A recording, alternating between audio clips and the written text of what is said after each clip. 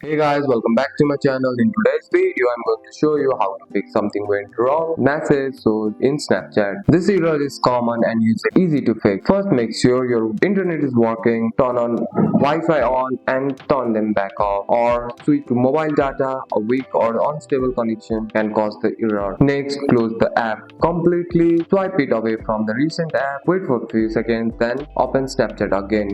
This refresh the app. After that, tap on the profile icon, go to settings, scroll down and tap on logout. Close the app, reopen it and log back in. This fixes many sometimes thing went wrong error. You can also go to the app store, search for Snapchat. If you see the update, tap it. Older version often cause random error. And that's it. That's all for today's video guys. If you found this video helpful, drop a like and subscribe for more videos. Thanks for watching. See you in the next one.